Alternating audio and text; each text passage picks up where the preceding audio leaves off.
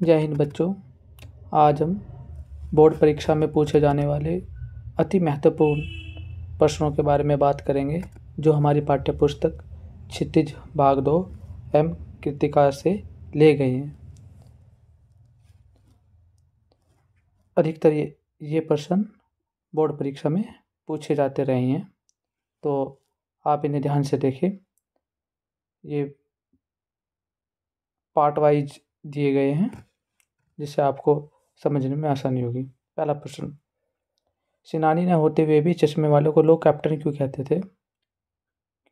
अब आपको पता है, जिस व्यक्ति के अंदर जो क्रांतिकारी हैं हमारे देश के, उनके प्रति उनके मन में सम्मान की भावना होती है, तो वैसे ही कैप्टन के प्रति, देशभक्तों के प्रति सम्मान की भावना थी, तो इसलिए लोग उसे कैप्टन कहते थे।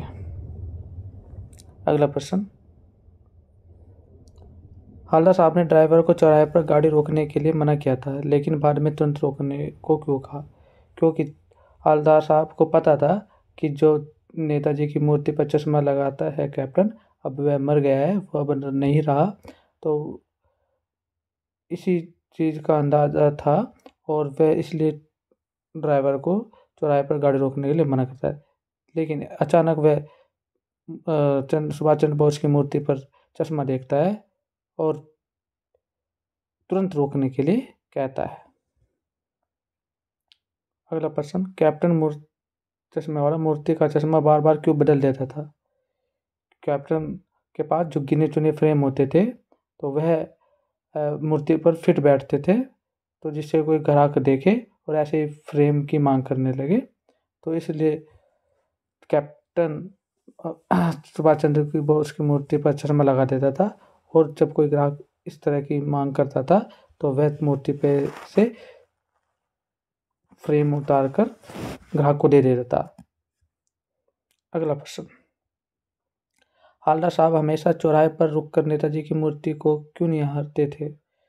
हवलदार साहब एक सच्चे देशभक्त थे और सुभाष चंद्र बोस के प्रति उनके मन में सम्मान की भावना थी, तो इसलिए वह आदर प्रकट करने के लिए मूर्ति को निहारते थे, जिन्हें उन्हें प्रसन्नता मिलती थी। और अगला प्रश्न, बच्चों द्वारा मूर्ति पर सरकंडे का चश्मा क्या उम्मीद जगाता है? नेताजी की मूर्ति पर सरकंडे का चश्मा यह उम्मीद जगाता है कि जो हमारी आने वाली पीढ़ी है, उनके मन में भी देशभक्तों के प्रति सम्मान की भावना है और वह उनका सम्मान करती है, तो हमारा देश सुरक्षित हाथों में है, तो इसलिए सरकंडे का चश्मा यह उम्मीद जगाता है। अगला प्रश्न, खेती बाड़ी से जुड़े गृहस्थ बाल गोविंद भगत अपनी किन चारित्रिक विशेषताओं के कारण साधु कहलाते थे? बाल गोविंद भगत एकदम गृहस्थ जीवन व्यतीत करते थे, लेकिन वे साधु नहीं थे। साधु जैसी वेशभूषा वो धारण करते थे, जैसे उनका सीधा सादा सरल जीवन, वो कम कपड़े पहनते थे, लंगोटी की मात्र में ही वह अपना सारा जीवन उन्होंने व्यतीत किया। कबीर पंथी टोपी पहनते थे, गुरु की प्रशंसा में गीत गाते थे। गुरु मतलब कबीर की प्रशंसा में हमेशा गीत गाते थे। वे कभी झूठ नहीं बोलते थे, सबके साथ खरा व्यवहार करते थे, किसी की वस्तु को बिना पूछे हाथ नहीं लगाते थे। आदि सभी विशेषताएं बाल गोविंद भगत की चारित्रिक विशेषताओं को प्रदर्शित करती हैं। अगला प्रश्न, भगत की पुत्रवधू उन्हें अकेले क्यों नहीं छोड़ना चाहती थी? भगत की पुत्रवधू को पता था कि मेरे सिवा इनका लिए कोई भी नहीं है, अगर ये बीमार पड़ जाएंगे तो इनकी देखभाल कौन करेगा, और इस वजह से वह या भगत की पुत्रवधू उन्हें अकेला छोड़ना नहीं चाहती थी। अगला प्रश्न, भगत के व्यक्तित्व और उनकी वेशभूषा का अपने शब्दों में चित्र प्रस्तुत करें।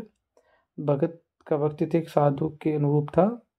वे गोरे मझोले कद के व्यक्ति थे, उनकी उम्र लगभग 60 वर्ष थी, उनके बाल पक गए थे, चेहरा सफ़ेद बालों से जगमग करता रहता था। वे बहुत कम कपड़े पहनते थे, केवल लंगोटी में ही रहते थे। कबीरपंथी वाली कनपट्टी टोपी पहनते थे। जाड़े आने पर वे शरीर पर काली कमरी ओढ़ लेते थे और हमेशा मस्तक पर आमानंदित चंदन चमकता रहता था, जो नाक के एक छोर से होते हुए ऊपर की ओर चला जाता था। और वे गले में तुलसी की जड़ों की एक बेडोल माला बांधे रहते थे, जो उनकी वेशभूषा उनका व्यक्तित्व एक साधु की तरह प्रतीत करती थी। अगला प्रश्न, पाठ के आधार पर बाल गोविंद भगत के मधुर गायन की विशेषताएं बताइए। बाल गोविंद भगत का जो गायन था वो अत्यंत मधुर था। उनके स्वर जो कोई भी सुनता था मंत्रमुग्ध हो जाता था। औरतें खेतों में काम करती थी तो वह भी उनके गाने को सुनकर मंत्रमुग्ध हो जाती थी और काम करने लगती थी। अंधेरी रात में भक्त का संगीत जादू सा लगता था और सारी थकान उतार देता था। अगला प्रश्न, बाल गोविंद भगत के जीवन में उन बातों का उल्लेख कीजिए जो सभी को प्रभावित करती है। बाल गोविंद का रहन सहन, सादा जीवन, सरल व्यक्तित्व और दिखावा की प्रवृत्ति न होना, ये सब चीज़ें उनके व्यक्तित्व को प्रभावित करती है। भगत के संगीत का प्रभाव सभी पर पड़ता था। वे आदर्शवादी बनने का ढोंग नहीं करते थे, जैसे थे वो वैसे ही अपने आप को प्रदर्शित करते थे। बाल गोविंद भगत पतों को पुनर्विवाह के रूप में समाज की किस समस्या का समाधान प्रस्तुत करना चाहते हैं। बाल गोविंद के पुत्र की जो मृत्यु है वो आकस्मिक हो गई थी, तो पुत्र वधू का पुनर्विवाह के वे पक्ष में थे और उसके भाई को बुलाकर वो उन्हें पुनर्विवाह करने के लिए कहते हैं। तो हमारे समाज में इस तरह की मानसिकता के लोग रहते हैं जो आज भी इस चीज़ को बढ़ावा नहीं देते। तो वह चाहते थे कि मेरी पुत्र वधू आजीवन विधवा का जीवन व्यतीत न करे, दुख न भोगे, इसलिए वो पुनर्विवाह करने के पक्ष में थे। क्वेश्चन नंबर 12, नवाब साहब ने बहुत ही यत्न से खीरा काटा, नमक मिर्च बुरका, अंततः सूंघकर ही खिड़की से बाहर फेंक दिया। उन्होंने ऐसा क्यों किया होगा? उनका ऐसा करने का कैसा स्वभाव को इंगित करता है? उत्तर है, नवाब साहब के मन में अपनी नवाबी की धाक अभी भी थी। वह जमाने को दिखाना चाहते थे और अपनी अमीरी प्रकट करना चाहते थे, तो इसने खीरे के साथ इस तरह का व्यवहार किया और दिखावे वाली प्रवृत्ति को उजागर करता है। बिना विचार घटनाओं और पात्रों के भी क्या कहानी लिखी जा सकती है? यशपाल के इस विचार से आप कहाँ तक सहमत हैं? बिना विचार पात्रों के कहानी नहीं लिखी जा सकती। कहानी लिखने के लिए घटना का होना जरूरी है, पात्रों का होना जरूरी है, कैसे घटित हुई, क्या हुआ, एक कहानी का उद्देश्य अवश्य होता है, इसलिए इनके बिना कहानी नहीं लिखी जा सकती। नवाब साहब द्वारा खीरा खाने का आग्रह करने पर लेखक ने क्या प्रतिक्रिया व्यक्त की? लेखक ने पाठ के आधार पर लिखिए। नवाब साहब ने लेखक से खीरा खाने का आग्रह करते हुए कहा, अल्लाह शौक तो कीजिए, मतलब कि खीरा खाना पसंद करोगे क्या आप? ये लखनऊ का बालम खीरा है। तो लेखक ने पहले से इनकार कर चुका था और इसलिए आत्मसम्मान की रक्षा करते हुए शुक्रिया कहकर उन्हें नवाब साहब को मना कर देते हैं और कहते हैं कि मेरे आप ही खाइए। अगला प्रश्न, लखनवी अंदाज कहानी में निहित संदेह पर प्रकाश डालिए, अथवा इस कहानी के माध्यम से लेखक ने किस प्रवृत्ति पर कटाक्ष किया है? लखनवी अंदाज कहानी के माध्यम से लेखक ने अपनी नवाबी शान शौकत का झूठा प्रदर्शन करने वाले लोगों की प्रवृत्ति पर कटाक्ष किया है, जो दिखावे वाली प्रवृत्ति को बढ़ावा देते हैं, जो इस तरह का ढोंग करते हैं। ऐसे लोगों को जो खीर के खाने की वजह से उनका स्वाद का लुत्फ उठाने का ढोंग करते हैं। इस कार्यकलाप का वर्णन करके लेखक सामान्य वर्ग की जीवन शैली पर कटाक्ष करते हैं। इनके व्यवहार में दिखावा अधिक होता है, ये सामान्य लोगों से दूरी बनाकर रहने में अपनी शान समझते हैं। तो ऐसे लोगों के प्रति लेखक का कटाक्ष है। लेखिका के व्यक्तित्व पर किन किन व्यक्तियों का किस रूप में प्रभाव पड़ा? लेखिका के व्यक्तित्व पर दो व्यक्तियों का विशेष रूप से प्रभाव पड़ा। एक तो उनके पिताजी थे और एक उनकी प्राध्यापिका शीला अग्रवाल थी। इसमें शीला की स्पेलिंग गलत है, तो यहाँ पर शीला होगा।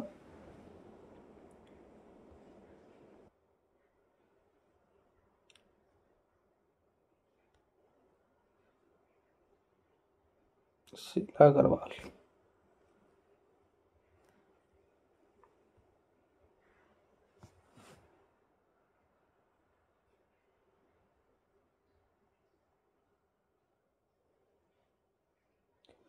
अगला प्रश्न देखिए। तो लेखिका पिताजी के अनजाने अनचाहे व्यवहार ने उनके भीतर ऐसे ग्रंथि को जन्म दे दिया था। लेखिका काली थी, पिताजी का ध्यान उनकी ओर कभी नहीं जाता था, तो अपनी किसी भी उपलब्धि पर उन्हें भरोसा नहीं था। उन्हें अपने सके स्वभाव की झलक भी पिता से उनके व्यक्तित्व में आई। बाद में पिताजी का राजनीतिक गतिविधियों की भाग लेने का प्रोत्साहन भी उनके व्यक्तित्व को प्रभावित करता है। और हिंदी प्राध्यापिका शीला अग्रवाल ने लेखिका के व्यक्तित्व को साहित्य की ओर उन्मुख किया। साथ ही लंबी बहसों में लेखिका को साहित्य को समझाने की दृढ़ दृष्टि प्रदान की। आदि इनके व्यक्तित्व पर प्रभाव पड़ा। अगला प्रश्न देखिए। लेखिका मनु भंडारी की अपने पिता से वैचारिक टकराहट को अपने शब्दों में लिखिए। लेखिका मनु भंडारी के अपने पिता से अनेक बातों पर वैचारिक टकराहट होती थी, जैसे कि पिताजी देश की स्थितियों के प्रति जागरूक थे।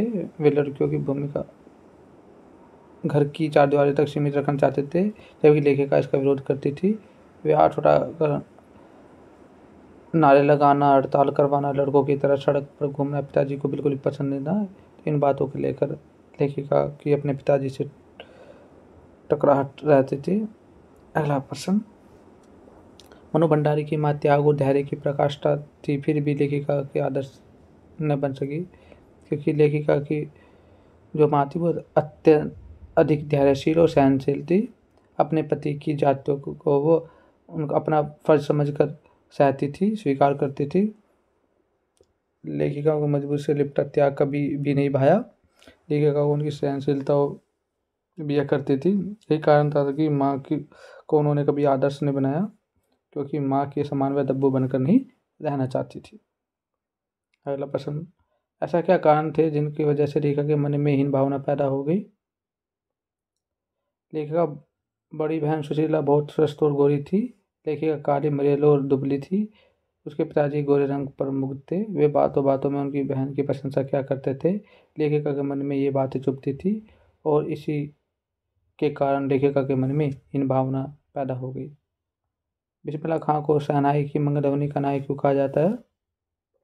शहनाई को मंगलध्वनि का एक करने वाला एक वाद्य यंत्र माना जाता है।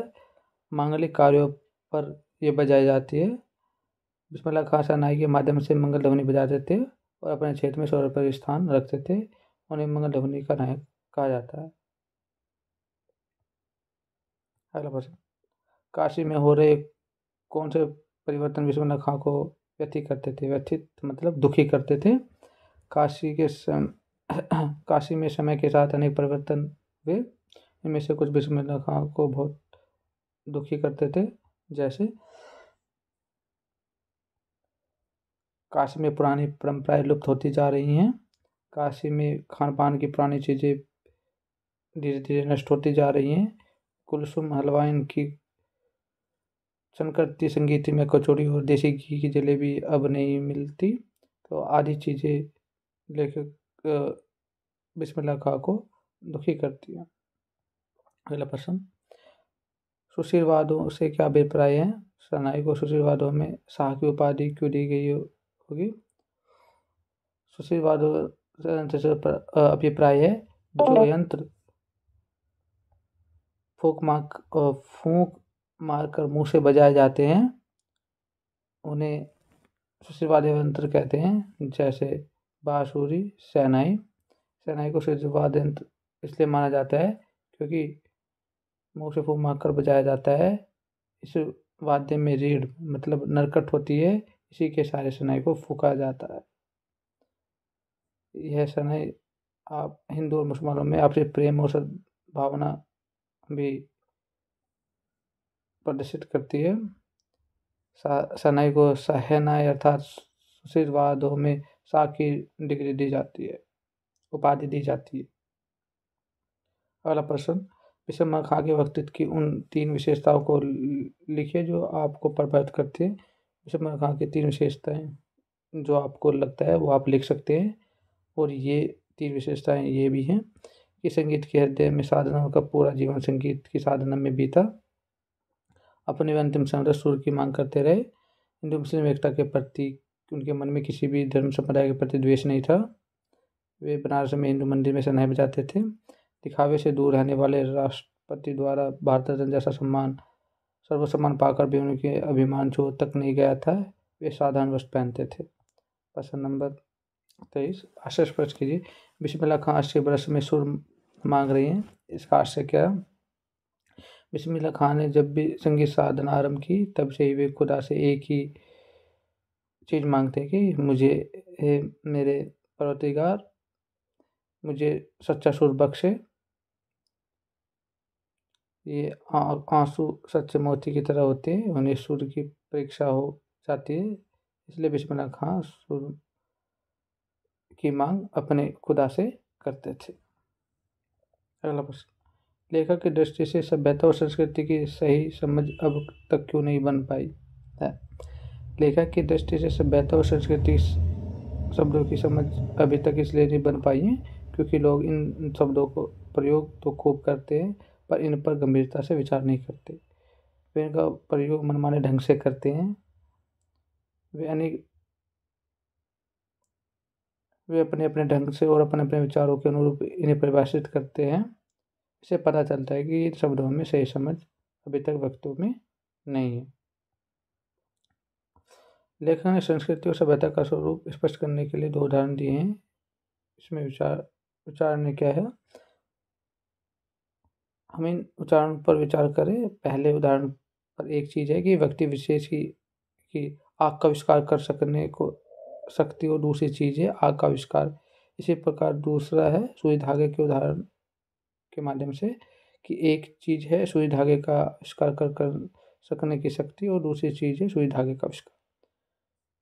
ये जिस योग्यता, प्रवृत्ति या प्रेरणा के बल पर आग व सुई धागे का आविष्कार हुआ है वे व्यक्ति विशेष की संस्कृति है, और उस संस्कृति द्वारा जो आविष्कार हुआ है, जो चीज़ उससे अपने तथा दूसरों के लिए आविष्कृत की है, वही नाम सभ्यता है। अगला प्रश्न देखिए, संस्कृति पाठ में लेखक ने आग और सुई धागे के आविष्कारों से क्या स्पष्ट किया है? सुई धागे के आविष्कार को लेखक के महान इसलिए माना है क्योंकि उसमें संस्कृति का विकास हुआ है, इससे लोगों में सर्दी गर्मी से बचने तथा शरीर को सजाने की प्रवृत्ति पैदा हुई है। पेट भरा और तन ढका होने पर भी मानव निठल्ला नहीं बैठ सकता, वह सोचता विचारता है। सुई धागे का आविष्कार करने वाला व्यक्ति निश्चय मान रहा होगा, उसने कल्पना की होगी कि लोहे के एक टुकड़े से किससे कर उसके एक सिरे से छेद किया जाए और उस छेद में धागा डालकर कपड़े के टुकड़ों को सिला जाए। प्रश्न नंबर 27, लेखक सभ्यता और संस्कृति में क्या अंतर बताता है? लेखक सभ्यता को संस्कृति का परिणाम बताता है। संस्कृति मानव से सर्वस्व का त्याग करती है, नए नए आविष्कार करती है। सभ्यता हमारे खाने पहनने ओढ़ने आने जाने की भारी लक्षणों को प्रकट करती है। मनुष्य का तो एक अविभाज्य वस्तु है, इसमें कल्याण का अंश निहित रहता है। आग की खोज एक बहुत बड़ी खोज क्यों मानी जाती है? इस खोज के पीछे रही प्रेरणा के मुख्य स्रोत क्या रहे होंगे? संस्कृति पाठ के आधार पर उत्तर दीजिए। आग की खोज एक बहुत बड़ी खोज इसलिए मानी जाती है क्योंकि इसी के कारण हमारे घरों का चूल्हा जलता है, इसी से हम अपना भोजन पकाते हैं। इस खोज के पीछे प्रेरणा का मुख्य स्रोत पेट की ज्वाला रही होगी। पेट की ज्वाला अर्थात भूख लगना। मनुष्य को जब भूख लगी हो तो इस चीज़ ने मनुष्य को आग की खोज के लिए प्रेरित किया होगा। कौन व्यक्ति संस्कृत है और कौन सभ्य? संस्कृत व्यक्ति वह होता है जो किसी नई चीज़ की खोज करता है, नया आविष्कार करता है। ऐसा व्यक्ति अपनी बुद्धि अथवा विवेक से नए नए तथ्यों के दर्शन करता है, मतलब पता लगाता है, रिसर्च करता है। उसकी संतान जिसे अपने पूर्वजों से वह अनायास ही प्राप्त हो जाती है, वह व्यक्ति सभ्य तो कहलाता है परंतु संस्कृत नहीं। यहाँ पर काव्य के प्रश्न शुरू होते हैं। गोपी द्वारा उद्धव को भाग्यवान कहने में क्या व्यंग निहित है? गोपियों द्वारा उद्धव को भाग्यवान कहने में यह व्यंग निहित है कि वे कृष्ण के निकट रहते हुए भी श्री कृष्ण के प्रेम से अछूते हैं। वे श्री कृष्ण के प्रेम के बंधन में बंध नहीं पाए और अपना मन श्री कृष्ण के अनुराग में नहीं लगा पाए, इसलिए गोपियाँ उद्धव को भाग्यशाली कहती। उद्धव के व्यवहार की तुलना किससे की गई है? उद्धव के व्यवहार की तुलना कमल के पत्ते से की गई है, जो जल में रहकर भी जल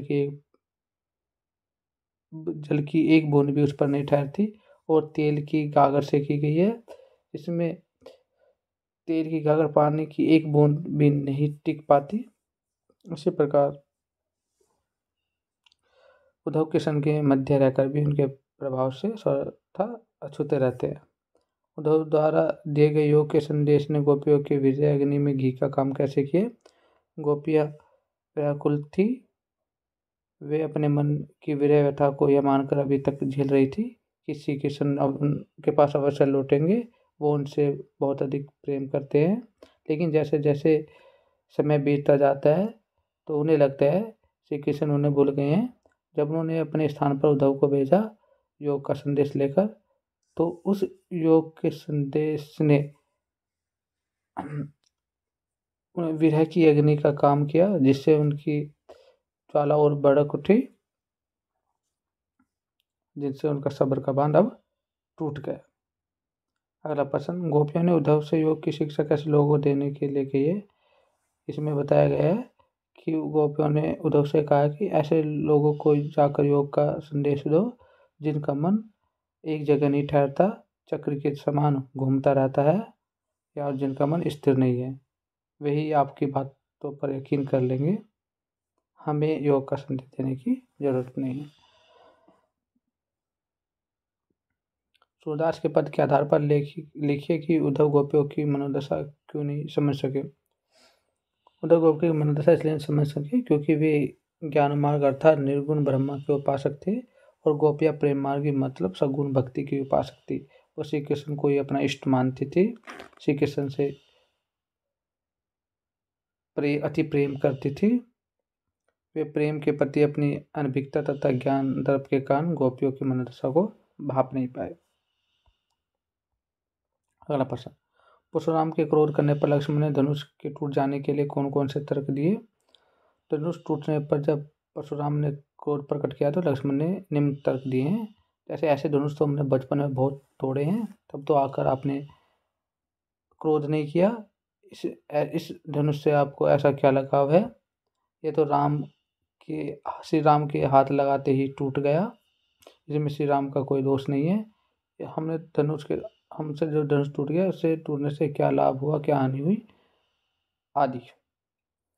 परशुराम के क्रोध करने पर राम और लक्ष्मण की जो प्रतिक्रिया हुई उनके आधार पर दोनों के स्वभाव की विशेषता बताइए।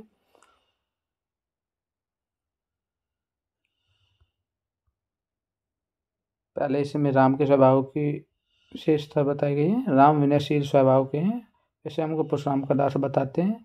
राम बड़े आज्ञाकारी हैं, आज्ञा का पालन करते हैं, वे अपने बड़ों का आदर करते हैं और सम्मान के साथ प्रश्न पूछते हैं। वे बड़े धैर्यवान हैं। परशुराम के क्रोध करने पर भी वे अत्यंत धैर्यपूर्वक उनकी बातों को सुनते हैं और मधुर भाषा में उनका जवाब देते हैं।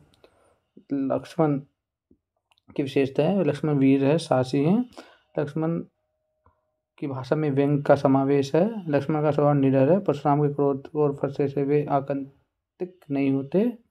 लक्ष्मण व्यंगपूर्ण हंसी हंसते हैं, किसी भी प्रकार के अन्याय को वो सहन नहीं कर सकते। लक्ष्मण ने वीर योद्धा की क्या क्या विशेषता बताई है? लक्ष्मण वीर योद्धा की निम्न विशेषता बताई है कि जो वीर योद्धा होते हैं अपनी वीरता का प्रदर्शन वे युद्ध भूमि में करते हैं। अपनी वीरता का बखान वे स्वयं नहीं करते, वे डींगे नहीं हाँकते, वे धैर्यवान होते हैं, क्षोभ रहित होते हैं।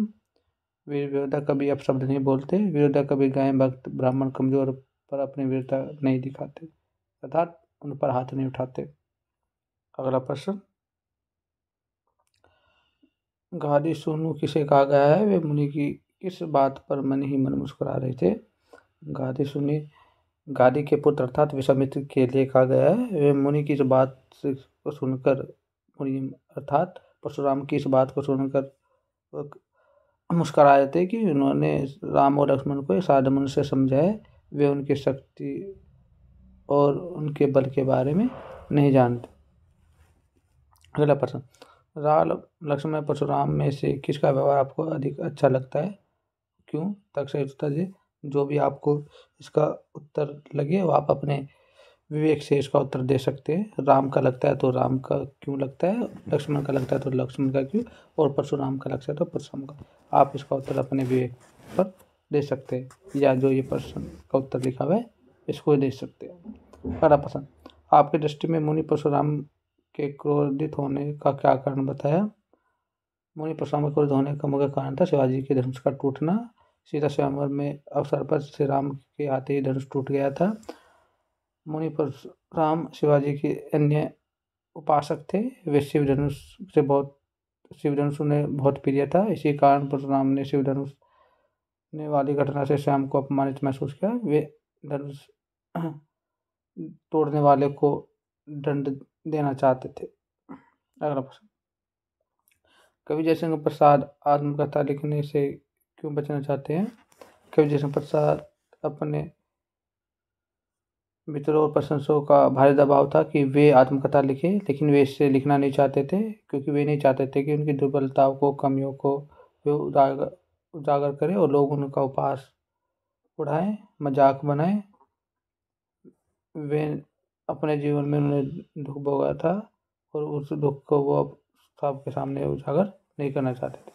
इसलिए नहीं करना चाहते थे क्योंकि उन्हें अगर वो कर देंगे तो उन्हें जैसे उनका आत्मसम्मान खो जाएगा, और वो झूठ अपनी आत्मकथा में झूठ नहीं लिखना चाहते थे, इसलिए वो अपनी आत्मकथा से बचना चाहते थे। अगला प्रश्न, मिला कहाँ यह सुख जिसका मैं स्वप्न देखकर जाग गया, आलिंगन में आते आते मुस्कुरा कर जो भाग गया। इसका आशय स्पष्ट करना। सुख की कल्पना ही करता रह गया, वह स्वप्न में ही सुख की तलाश करता रहा। लेखक बताता है वह सुख उसके निकट आता है, उससे मुस्कुराता है, उससे पहले ही भाग जाता है, मतलब उसके जीवन में सुख आने से पहले ही चला जाता है। उसके मोह को छलावा दे गया, मतलब वह कभी इच्छित सुख का भोग नहीं कर पाया। भाव यह है कि संसार के सुख की कल्पना छलावा मात्र है, यह थोड़ी सी झलक दिखला कर हमसे दूर चली जाती है। अगला प्रश्न, उज्ज्वल गाथा कैसे गाऊं, मधुर चांदनी रातों की कथा के माध्यम से कवि क्या कहना चाहता है? कवि इस कथन के माध्यम से यह कहना चाहता है कि उसका अतीत अत्यंत मोहक रहा है। जब वह अपनी प्रेयसी से साथ मधुर चांदनी में बैठकर खूब बातें करता था तब खिलखिला कर हंसता था। अब उस गाथा को सुन पाना उसके लिए संभव नहीं है। कवि के वे क्षण न जाने कहाँ चले गए हैं। इस कथन के माध्यम से कवि यह कहना चाहता है कि प्रेम के मधुर क्षण सबके सामने प्रकट करने के लिए नहीं, वे नितांत गोपनीय और व्यक्तिगत होते हैं। उनको सर्व करना उचित नहीं है। उसे भी अपने प्रेयसी के साथ मधुर व्यक्त रात को कुछ उज्ज्वल क्षण बिताए थे, जिससे उसे सुख की अनुभूति हुई थी। और आत्महत्या कविता के माध्यम से प्रसाद जी के व्यक्तित्व की जो झलक मिलती है वह उसकी ईमानदारी और साहस का प्रमाण है, स्पष्ट कीजिए। इस कविता के माध्यम से प्रसाद जी की व्यक्तित्व की झलक मिलती है। प्रसाद जी के जीवन में वेदना पीड़ा है, वे सुख की कल्पना ही करते रह गए। उनके कविता में उनकी निराशा और पलायन वाली प्रवृत्ति झलकती है। प्रसाद जी की आत्मकथा में उनकी ईमानदारी और साहस की भी झलक मिलती है, क्योंकि उन्होंने अपनी बात बहुत ईमानदारी के साथ स्पष्ट की है। कविता का शीर्षक उत्साह क्यों रखा गया है? कविता का शीर्षक उत्साह इसलिए रखा गया है क्योंकि वे शीर्षक बादलों के गरजने घुमड़ने से मेल खाता है। यह एक आह्वान गीत है। आह्वान गीत उत्साह भरने के लिए ही लिखे जाते हैं। कविता के माध्यम से किसान लोगों के मन में उत्साह पैदा करना चाहता है। बादलों के गरजने के से भी उत्साह का संचार होता है। कवि के मन में छिपे क्रांति चेतना के लिए भी उत्साह की ही आवश्यकता है, जो लोगों के प्रति जोश पैदा कर सके। उत्साह कविता में 12 किन अर्थों की ओर संकेत करता है? उत्साह 12 निम्न अर्थों की ओर संकेत करता है, जैसे पीड़ित प्यासे जन की आकांक्षा को पूरा करने के लिए, बादल के परोपकार की ओर संकेत करता है। 12 नई कल्पना और नए अंकुरण के लिए विध्वंस, विप्लव और क्रांति चेतना के स्वभाव को प्रदर्शित करता है। वह क्रांतिकारी अर्थ की ओर संकेत करता है, उत्साह का संचार करने देता अर्थ की ओर संकेत करता है। हाँ, फागुन में ऐसा क्या होता है जो बाकी ऋतुओं से भिन्न होता है? फागुन माह में सर्वत्र मतलब चारों तरफ हरियाली छा जाती है, बाग बगीचों में फूल खिल जाते हैं, फूलों पर भंवरे मंडराते रहते हैं, नए पेड़ पौधे निकल आते हैं, पौधों में नई नई पत्तियां निकल आती हैं। इस मौसम में शीतल मंद सुगंधित हवा चलती है जो रोम रोम को पुलकित करती है। आदि उत्साह कविता का प्रतिपाद लिखिए, इसका बताना है, इसका उद्देश्य क्या है। उत्साह शीर्षक कविता एक आह्वान गीत है। बादल बादल कवि का प्रिय विषय है। इस कविता में कवि बादलों के लोगों को आकांक्षा की पूर्ति करने वाले के रूप में देखते हैं। बादल का दूसरा रूप यह है कि नई कल्पना और नए अंकुरण के लिए विध्वंस, विप्लव और क्रांति की चेतना को संभव भी बनाता है। इस कविता में कवि जीवन को समग्र रूप में देखना होता है। बादल के माध्यम से कवि सामाजिक क्रांति की बात भी कहता है। अगला प्रश्न, उत्साह कविता में सुंदर कल्पना और क्रांति और चेतना दोनों है, कैसे? उत्साह कविता में सुंदर कल्पना और क्रांति दोनों चेतना दोनों है क्योंकि बादलों का रूप काले घुंघराले बालों जैसा प्रतीत होता है, वे बाल कल्पनाओं जैसे लगते हैं। क्रांति चेतना इस रूप में भी बादलों से क्रांति लाने की बात कही है। बादल समाज में क्रांति लाने के प्रतीक है। अगला प्रश्न, बच्चे की मुस्कान और एक बड़े व्यक्ति की मुस्कान में क्या अंतर है? बच्चे और बड़े की मुस्कान में निम्नलिखित अंतर होते हैं। तो बच्चे की मुस्कान होती है वह स्वाभाविक होती है, इसमें कोई बनावटीपन नहीं होता। बच्चे की मुस्कान पूर्णतः निश्चल होती है, जबकि लोगों की मुस्कान में अवसर को ध्यान में रखकर वो की गई होती है। बच्चे की मुस्कान उन्मुक्त होती है, जबकि जो व्यक्ति की मुस्कान होती है वो परिस्थितियों के अनुसार होती है। अगला प्रश्न, फसलों को हाथों के स्पर्श की गरिमा और महिमा कहकर कवि क्या कहना चाहता है? फसलों को हाथों का स्पर्श की गरिमा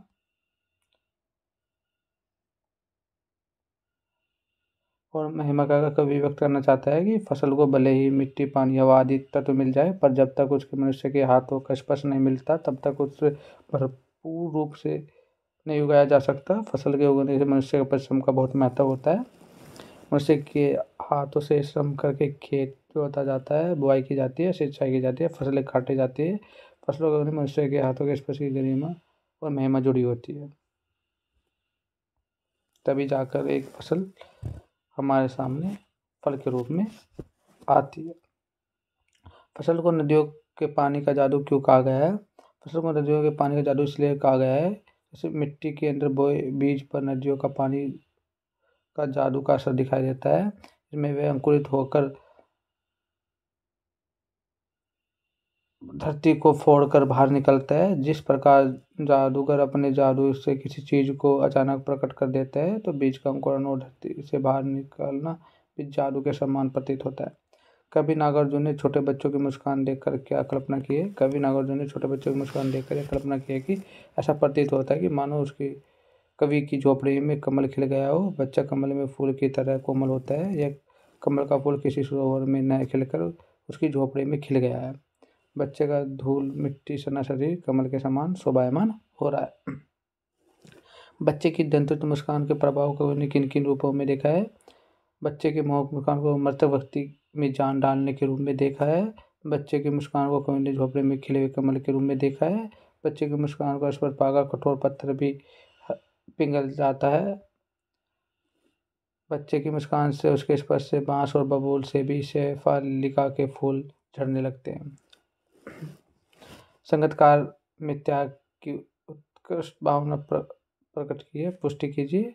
संगीतकार में त्याग की उत्कृष्ट भावना भरी है।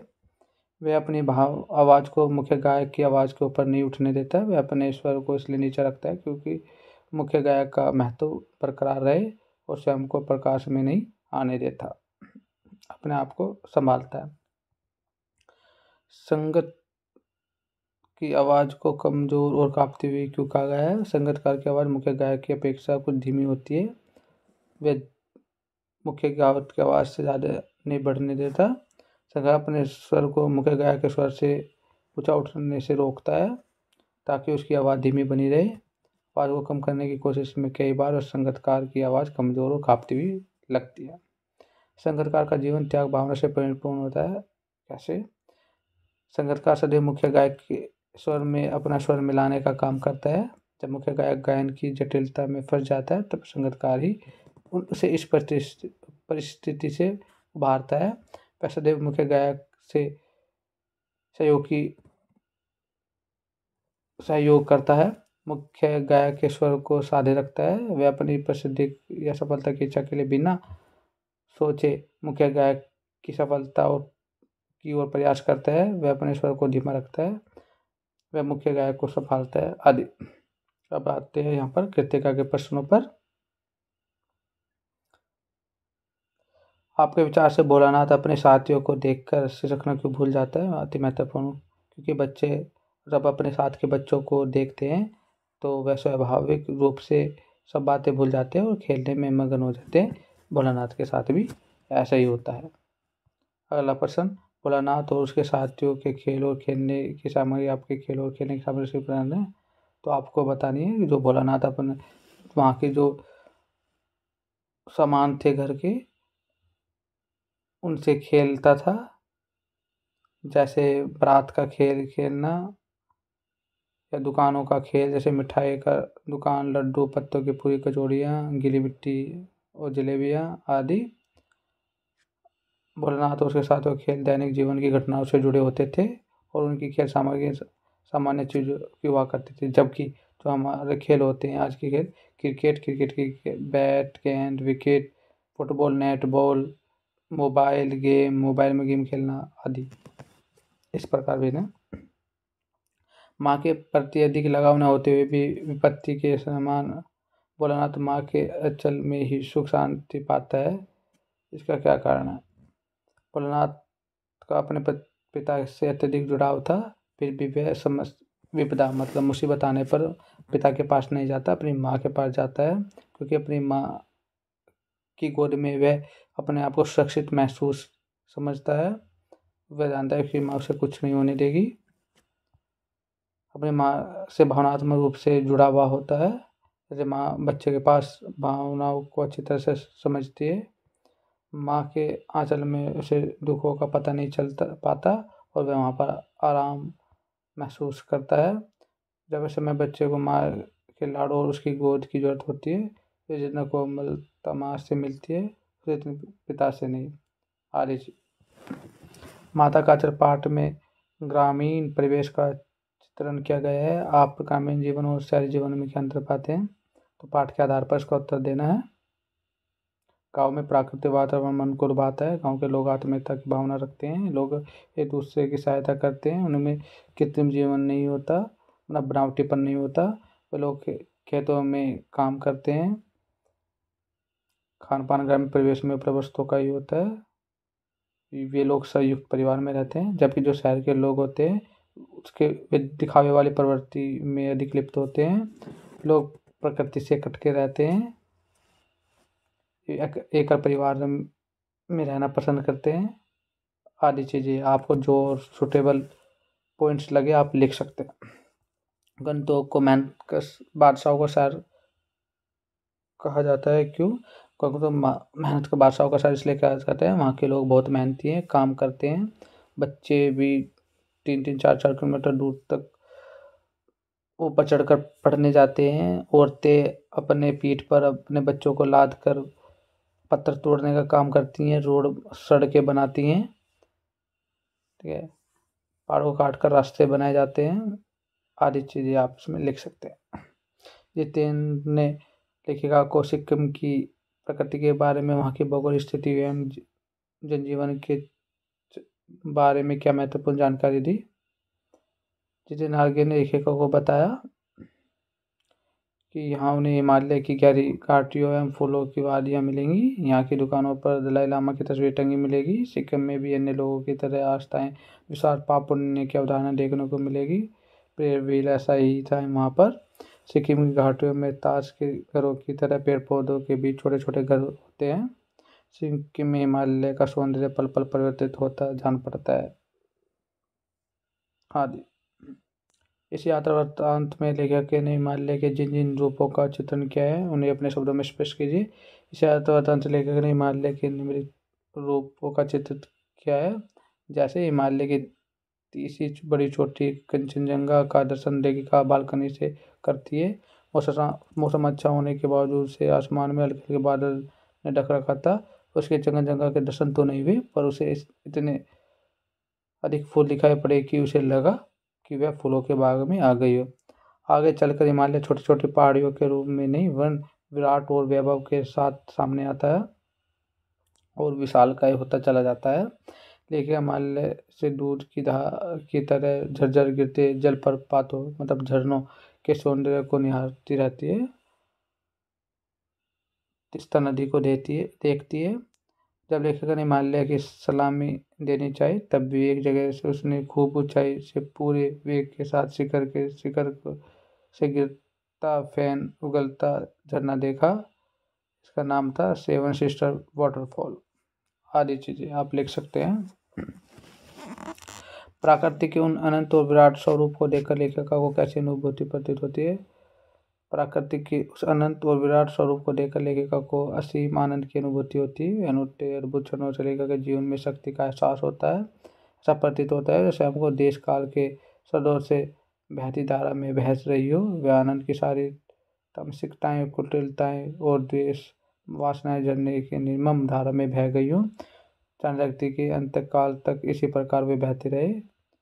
लेखिका को बड़े शांति मिलती है और वह पहली बार जीवन आनंद की अनुभूति प्राप्त करती है। कितना कम लेकर ये समाज को कितना अधिक वापस लौटा देती है। साना साना हाथ जोड़ी पाठ के आधार पर इसका उत्तर देना है। आम जनता देश के आर्थिक विकास में भूमिका निभाती है। आम जनता देश की आर्थिक प्रगति में महत्वपूर्ण भूमिका का निर्वहन करती है। इन्हीं के श्रम के बलबूते पर देश में आर्थिक समृद्धि आती है। यदि आम जनता काम न करे तो देश की आर्थिक प्रगति रुक जाएगी। आम जनता देश में हिंसकों से टक्कर लेकर रास्तों को चौड़ा बनाती है ताकि वह वहाँ का आर्थिक विकास हो सके। आदिवासी युवतियाँ बच्चों को पीठ पर बांधकर वन में भटक कर साध्य करती हैं। मैं क्यों लिखता हूँ प्रश्न के उत्तर में लेखक का क्या कारण बताता है। लेखक को इस प्रश्न का उत्तर देना सरल प्रतीत नहीं लगता। वह इस उत्तर को क्या कर देता है कि वह स्वयं जानना चाहता है कि वह क्यों लिखता है। लेखक लिखकर ही अपने मन के अंदर की व्यवस्था को पहचानता है और प्रकट करता है। वह लिखकर अपने मन की छटपटाहट से मुक्त होना चाहता है। व्यक्ति अपनी आंतरिक व्यवस्था से मुक्ति पाने के लिए तटस्थ होकर उसे देखने और पहचान लेने के लिए लिखता है। यह ठीक है कि कुछ प्रसिद्धि मिल जाने के बाद भी कुछ बाहर की व्यवस्था से भी लिखा जाता है। कई बार संपादक का आग्रह हमसे लिखवा लेता है। कई बार धन के लालच में भी लिखता है आदि। मैं क्यों लिखता हूँ पाठ के आधार पर लिखिए कि विज्ञान का दुरुपयोग कहाँ और किस प्रकार से हो रहा है, उसे कैसे रोका जा सकता है। विज्ञान द्वारा प्रदत्त सुख साधनों से मानव भोगवादी व आक्रमणीय होता जा रहा है। आज का मनुष्य अतृप्त और असंतुष्ट हो रहा है। मशीनों के कारण गृह उद्योग धंधे समाप्त हो गए हैं। देश में बेरोजगारी बेकारी बढ़ती जा रही है। आंतरिक रूप से एक राष्ट्र दूसरे राष्ट्र को आतंकित व भयभीत करने की तैयारी में रहता है। विज्ञान के कारण ही प्रदूषण बढ़ रहा है। विज्ञान द्वारा निर्मित टीवी, इंटरनेट, मोबाइल आदि पर अश्लील और हिंसा का प्रचार किया जा रहा है। कंप्यूटर का दुरुपयोग भी देखने में आ रहे हैं। अगर हम इन पर अपनी सूझबूझ से काम करें, इनका कम उपयोग करें और मानव के कल्याण के बारे में सोचें तो इनसे हम छुटकारा पा सकते हैं। मैं क्यों लिखता हूँ पाठ के आधार पर बताइए कि हिरोशिमा की घटना विज्ञान का भयानक दुरुपयोग है। आपकी दृष्टि विज्ञान का दुरुपयोग कहाँ तक किस तरह से हो रहा है। हिरोशिमा में उत्तर होगा हिरोशिमा में अणुबम विस्फोट की घटना विज्ञान का भयानकतम दुरुपयोग है। विज्ञान के इस आविष्कार से विज्ञान को ही बदनाम करके रख दिया है। विज्ञान का इसमें अधिक दुरुपयोग और कुछ हो ही नहीं सकता। इससे हजारों आदमियों की जानें चली जाती है, हजारों को जीवन भर के लिए अपंग बना दिया जाता है। शक्तिशाली देश बम विस्फोट करके विकासशील देशों पर कब्जा कर लेते हैं।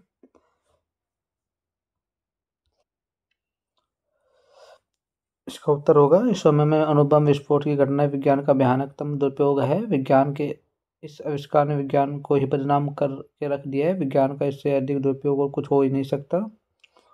इससे हजारों आदमियों की जानें चली जाती हैं, जिसमें एक शक्तिशाली देश एक कमजोर देश पर बम फोड़ता है और उस पर कब्जा कर लेता है। इससे विज्ञान का दुरुपयोग निम्न प्रकार से रोका जा सकता है। कॉपी या कैमरे के प्रयोग पर प्रतिबंध लगाकर, प्रदूषण विरोधी लहर उत्पन्न करके, टीवी पर अश्लील व हिंसात्मक कार्यक्रमों का प्रतिबंध लगाकर, परमाणु अस्त्रों के निर्माण और प्रयोग पर पूर्ण प्रतिबंध लगाकर। तो बच्चों, इस तरह से हमारे पूरे महत्वपूर्ण प्रश्न पूरे होते हैं। आप इन प्रश्नों की तैयारी अच्छी तरह से कर जाएं। अगर आप इन प्रश्नों की तैयारी करके अच्छी तरह से कर जाएंगे तो आप जो उत्तर पुस्तिका में से पूछे गए प्रश्नों का उत्तर आप सही सही दे सकते हैं। तो आपके 16 नंबर से के होंगे, तो 16 नंबर आप आराम से प्राप्त कर सकते हैं। अगर आपको ये वीडियो पसंद आई है तो चैनल को सब्सक्राइब कीजिए, लाइक कीजिए। जय हिंद, धन्यवाद।